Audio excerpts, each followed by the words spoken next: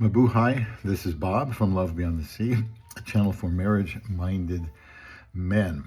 I want to talk about things to prepare yourself to argue about when you get married, and I hope you do.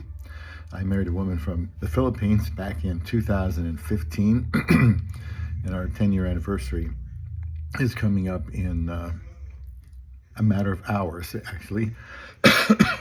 I'll probably still be coughing. Right now, I'm trying to talk without breathing, so that's quite a task. This comes, and please subscribe here to Love Beyond the Sea. I make marriage-related videos. I mean, relationship videos, but I think they should lead to marriage. And I'll talk today about how these things could factor into a relationship, marriage with a Filipina.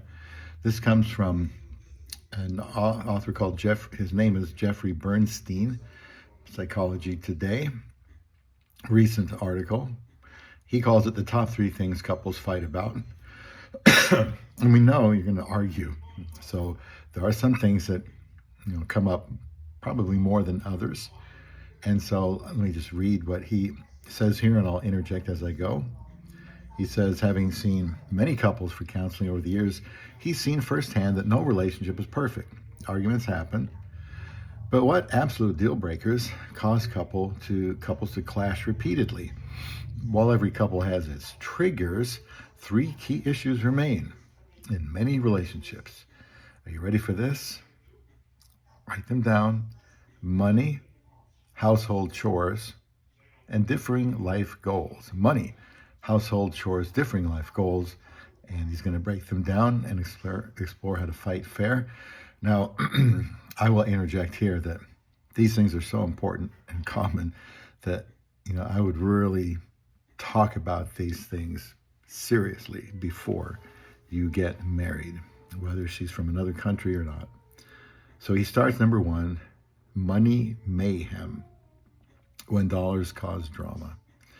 It's no secret that money troubles can strain relationships, he says. Research shows financial stress is one of the top reasons couples argue. One person may feel like they're being financially responsible, while the other may spend impulsively, leading to significant tension. So I say, talk about this before you get married. Take Sarah and Ethan. Sarah is all about saving, he says, and Ethan thinks enjoying life now is the way to go. She felt like he wasn't taking their future seriously, and he felt suffocated by her frugality. Their disagreements spiraled, and each felt like the other didn't understand their perspective. So how should you handle it? He says open, honest communication is key. Could you discuss your money values early and often, and consider creating a budget that works for both partners? Don't avoid the topic. Manage it better. So my wife and I, obviously from being from this country, I knew how things worked and how expensive things were. And you get a woman from another country like the Philippines, and whether she works or not, she's going to probably want things that she couldn't get where she was from. And this can cause problems, especially if the husband is on a fixed income, done working. So really, I would talk about, what do you expect when you come to live with me in my country? What kind of standard of living do you see having? What kind of things to have would be important to you?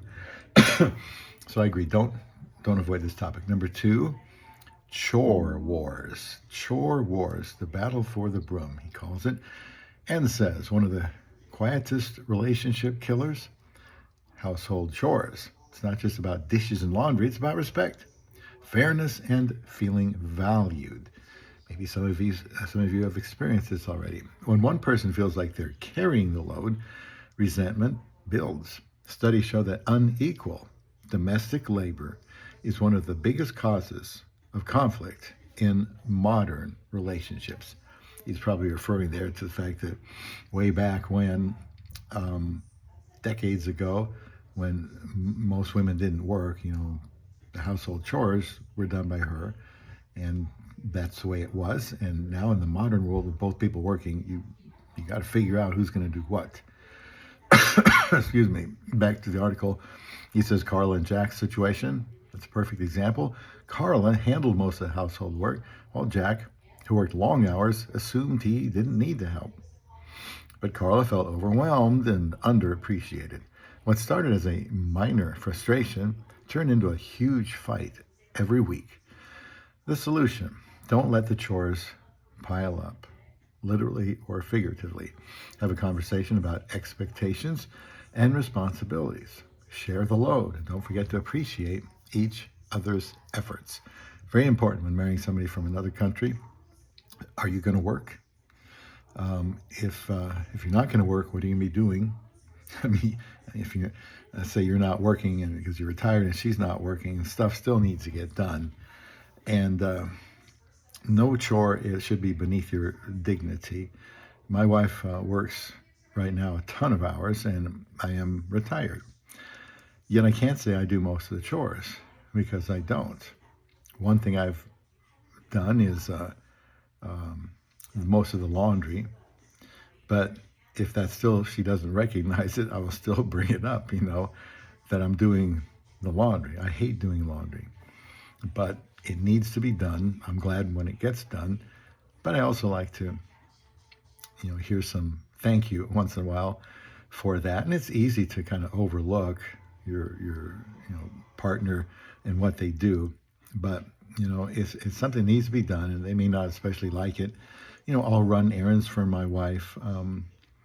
That's kind of a chore that we've kind of decided. If she needs packages returned or something, I'll go get that. So our solution is pretty good. My wife somehow manages to work and get done with a lot of stuff herself. She's an amazing woman. Definitely have to appreciate your efforts. Number 3, last one, diverging dreams. When your goals don't align over time, he says, couples often discover that they want different things in life. These differences can lead to serious conflict in career aspirations, family plans, or lifestyle choices. The relationship can feel at a crossroads if you're not on the same page about your future.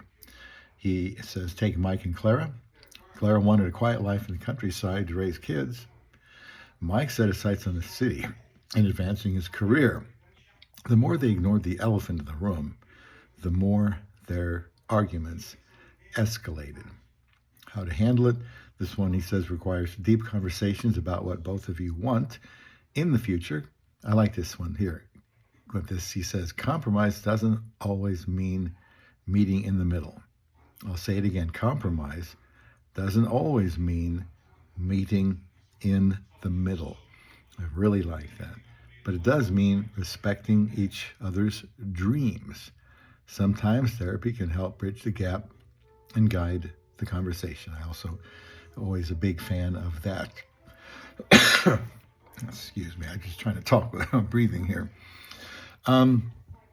So each other's dreams. If you're a typical foreigner marrying a Filipina, you're much older. I'd like to think that most of your dreams you've already done or decided they're not going to happen. Maybe there's some things you can still do yet. Her dream very well may be to just work, provide for herself, provide for her family, figure out what she's good at, save some money. And, she probably wants to see the new country she's in, do a lot of traveling. And, make sure when you marry someone that you can afford their dreams. Ask them, what do you see your life being like if you come to America, for example, where we live? And talk to her about her goals for the future and think about whether you can afford that. If she's going to work, then, she'll be able to afford that. A lot of men don't want their Filipino to work, but they make good workers. My wife's making good money, and I'm glad she has that job. So these things, whoever you marry, they do apply.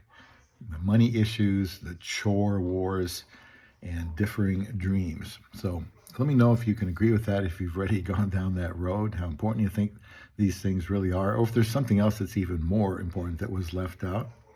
And remember to get notifications here and subscribe to Love Beyond the Sea.